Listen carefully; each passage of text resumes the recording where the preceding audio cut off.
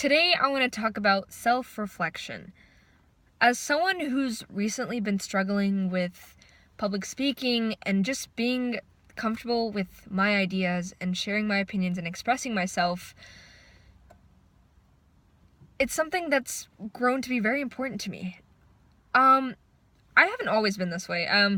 The people that know me that might be watching this, you know that I've always been into all of these activities that make me, random motorcycle.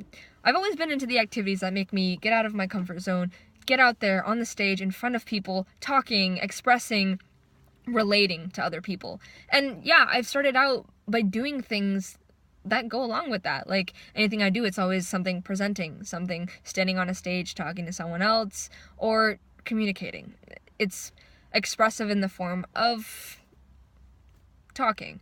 And there are many ways to express yourself, but that was my thing when I went into high school. But by a series of events, I became very insecure with my ideas and what I had to say, and if it was good enough, if it was even important. But ever since I started sitting down after school, opening up my phone's camera and just recording what I had to say and reflecting on my day, reflecting on some feelings I had about something, I've been more comfortable with what I feel and how I approach situations where I have to talk in front of people and just saying things. I've been able to participate more during school. I ask way more questions than I would have, and these questions are complex questions that I feel relate big ideas together and help me create a bigger understanding about the concept rather than just asking a question. Additionally, I feel like my conversations with people have grown to be longer, extended, more thoughtful, and reflecting on our ideas and our feelings rather than just, hey, how are you? How was your day? What did you do? It's more, very quickly goes into the whole philosophy. Oh, how do you feel about this? What does it make you think? In the future, how do you think you'll approach this? Stuff like it's become more kind of just substantial. Additionally, let's see, what is the last thing? Not last thing, just another thing. But I just feel more fulfilled with the way I'm communicating with others. I know I haven't done this much, and I've only posted, 9 videos of me reflecting on certain ideas and things that have happened to me or random stuff like that. I did it because I wanted to be able to understand how my thought process is when I recall information that I have learned or information that has been stored in my brain because I've experienced it. Things like that. I want to know how I relate these ideas to tell someone else, which is my camera. But after I do this, right now I'm sitting here talking to this camera and just staring at a screen and talking about something that I feel is important. Afterwards, I'm going to go home and maybe even bring it up in another conversation another day, and I'm going to have a better understanding of this topic because I've taken the time to just understand myself, what I'm thinking, why this is important to me, how I feel about this. I've taken the time to think about it. I've taken the time to sit there and just process what it means, what it's done for me, what it's done, impacted like other people, things like that. I've thought about it, and thinking about it makes it easier for you to recall. Thinking in psychology, because I had psychology class today, there are ways that you there are ways that you learn information. You have to first take it in, you have to be paying attention, and then you have to encode it in your mind, and encode it enough to where you process it and understand what is it, and then store it in a certain part of your brain so later you can recall it. There's an entire process for learning. And I am learning how I process things. And so it's so weird, and I want to put this out here because I want to encourage each of you to just try one day. I know it's so awkward in the beginning. It's definitely very awkward, and still it is awkward for me, but sit down, find someone that you can talk to, and if you can't find anyone, talk to a screen like me, but just reflect on things. And reflecting is not, before this, of course I reflect. Everyone reflects, but it was all internal, and I don't get to lay ideas out and go from one to another. It's just a constant strain of them. In my brain, it's like I jump from one thing to another. You can't lay out a map of things and look at two things at one time in your brain. I can't. And so it's just one constant line of thoughts instead of connecting thoughts to other ideas. And I never got to feel that the complexity of situations and how I feel about things until I've expressed it. And so I challenge you and I encourage you to try to just reflect. Reflection. It's been such an important thing for me this year and starting 12th grade and things like that. Even if I don't post them necessarily, I have so many videos of days where I just sit and talk to a camera and reflect on how things have been doing, how an experience that I just had, something that I really just want to talk about, and even not something I need to share, not something I need to look at again later on, just things I want to understand. And although this is not everybody's way of reflecting, it has helped me a lot. I never thought it was my way, but having time set out for you to just think about these things, process them. What does this mean? What does that do? It's really important, and it helps you in your communication. And honestly, like a personal testimony, it has made me more confident as a person. It just, in all aspects, like if something that I've been so insecure about, I mean, in all of my insecurities, yes, I recognize them. Everyone has insecurities, and I actively try to I actively try to, make myself better with these insecurities that I find, and other people tell me like, hey, you need to work on this or something like that. I really do try. And this has been my way of trying to help out my, talking insecurity. Not talking, but expressing. And so, I don't know. It also I was thinking about it, and it also really relates to the music that I've been listening to, the past couple of years.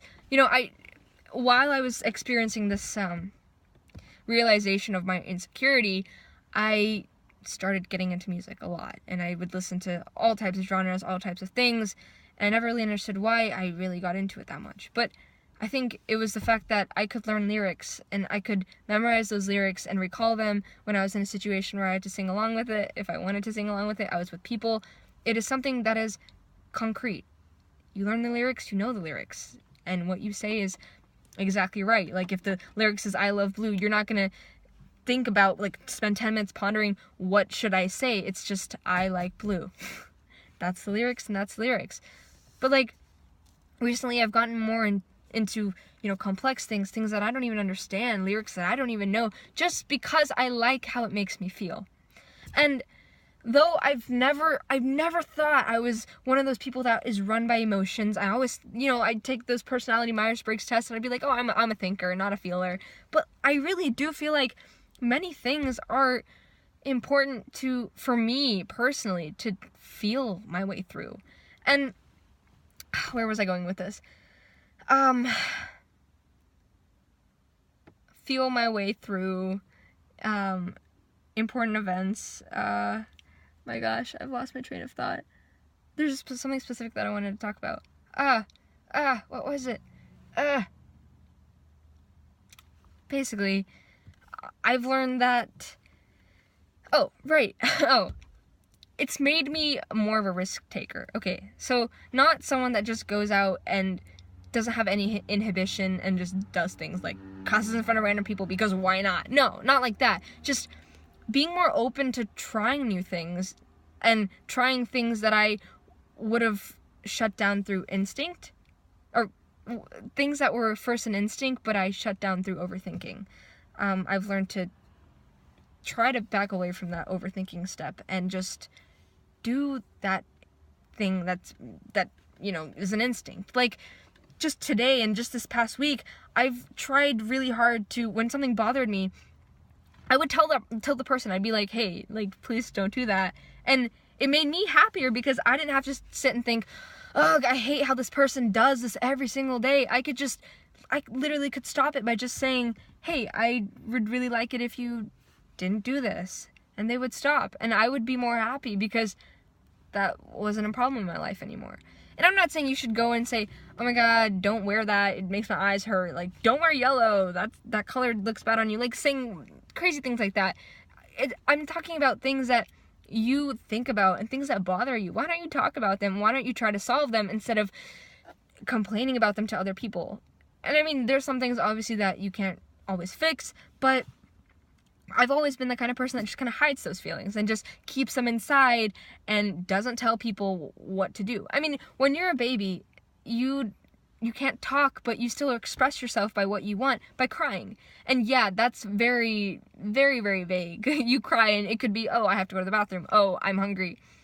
But what I'm saying is, like, I've stopped being that baby. I've learned my language, and I'm learning now how to use that language and to get what I want. Because I'm not saying it's any way of being, like, super aggressive or assertive. It is assertive in some way, but to me, being able to tell people, don't do this, or please help me with this, or just expressing what you want, I don't know why people don't do it more often. And, like, it makes me think, why do I hold back what I feel? Sorry, I thought there was a car, like, just stopping and looking at me. But it makes me think, like, okay, so if you do that for what you want now, why don't you do that for feelings? Why do you hide feelings? Why in this society or in this century or in just my life, why do I hold back my feelings and not tell people how I feel about things? Why? What is the point? Like, there are so many people in the world, and if that relationship or that friendship doesn't work out, I'm not saying you should try to, like, cut off all these relationships, but I'm saying, if that relationship doesn't work out, there are other people in the world that can be there to make you happy. So why not go for what you feel? And so I'm not going to vow to anything, because in some situations I'm too fearful to express myself and to ask for what I want, but I want to challenge myself to try to grow the situations that I do express myself and really shrink down, or just maybe even prioritize those that I don't.